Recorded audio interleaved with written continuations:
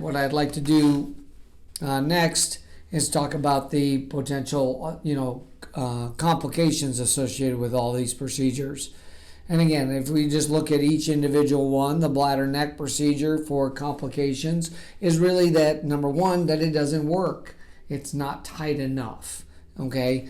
Either Young D's or a Mitchell, you still have leakage.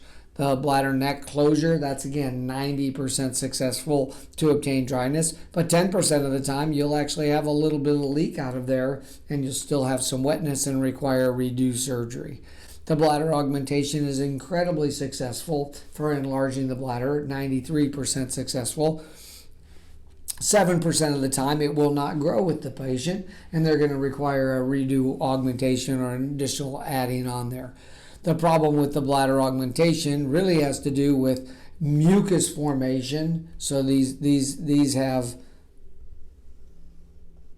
problems with mucus, which can form stones and cause UTIs if you don't, so urinary tract infections, if you don't get the mucus out.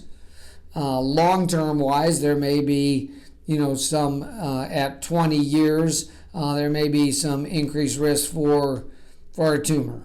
That's going to be greater than 15 to 20 years.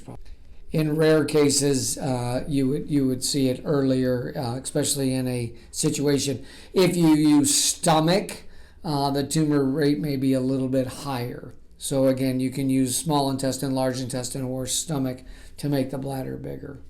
Electrolyte problems can be seen with some of the different augment segments, but overall very successful.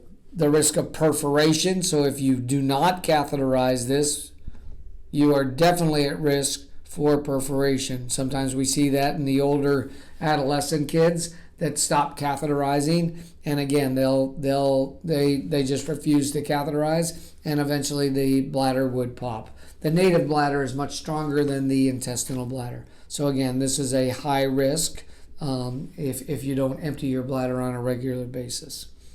So those are the risk factors for augmentation. And then if we look at bladder emptying, the risk factors for the appendicovesicostomy, the metrophenol, or the catheterizable stoma, again, it's about 5 or 10%. So the biggest one would be a little bit of difficulty catheterizing the stoma because it's got a kink in it, so the catheter doesn't flow straight in. The stomal stenosis, so right at the skin level where it's right here, this area wants to narrow down. I always think about it like a pierced ear. If you're not passing a catheter on a regular basis, that earring will shut down. The stomas can shut down 10% of the time. You'll have to have a revision of that. False passing it can occur. So again, you can imagine, and again, it's usually because it's not a straight shot, but the catheter could go straight out and miss and not go into the bladder. Again, these are all emergencies, but very, very unlikely kind of thing. But they can occur, and it's important to talk to your urologist about what to do in an emergency situation.